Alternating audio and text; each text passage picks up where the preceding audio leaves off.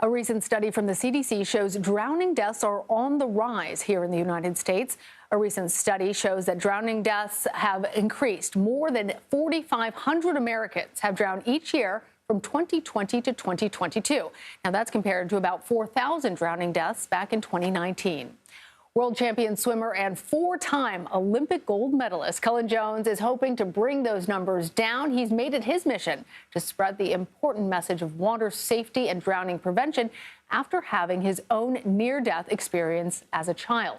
And joining us now is Cullen Jones. He's a water safety ambassador for Goldfish Swim School. We see it right there on you, as well as a nice piece of hardware, Cullen. Yes. But I wanted to start off. You drowned when you were a kid. You had a near-drowning experience, and now you're an Olympic medalist. How do you make that transition from one to the other? I believe in irony. I had some relentless parents. When I went down a pool to a water park and Dorney Park with my parents. And so I was fully supervised, and I think that's what's really important to the story. Lifeguards were there. Most of the times when we hear about drownings, it's because someone's doing something they're not supposed to be doing. My parents were there. I came down the ride right after my dad. He was being yelled at to hand the inner tube to the next person.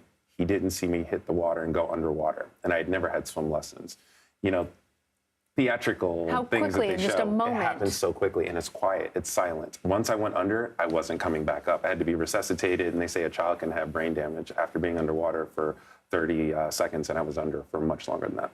And now here you are, multi-winning awarded gold medalist, making sure that this doesn't happen to anybody else. So let's get into this disturbing headline from the CDC. Why do you think drowning deaths are on the rise? Well, it's actually very interesting. Swimming was the only sport that you were actually able to do because COVID-19 could not be transmitted over chlorinated water, but we didn't get the word out fast enough. And so people, when we were in lockdown, people were not going to the swim pools. They weren't getting the swim lessons. And so I think a large part of that is because of people just not prioritizing it. So what it means is we need to double down our efforts. We got an Olympics this year. We're going to get people really excited about it. But at the same time, we need to make sure, as it is Memorial Weekend, we want to get people to understand the importance of learning to swim and give our young swimmers the tools to be successful. That's awesome. Well, and like so many other problems in our society, it's disproportionate based on race. Black and Hispanics more likely to die by drowning than others. So how do we reach out to communities that haven't had necessarily the same amount of swim education or the same level of a culture of swim education? I think you nailed it right there on the head. I mean, right after winning this gold medal, someone said to me, and it was a family friend, "Do you know what you just did for the sport of swimming?" And I was like, "I have no idea."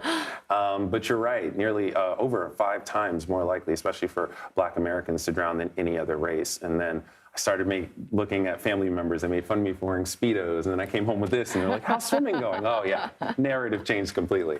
But I felt like representation is my key. I want to make sure that people see me, people hear the importance, hear my story. But the other piece is we want to not just think of swimming as a great sport, which it is. It's also a life skill. Learn to walk, learn to talk, learn to swim.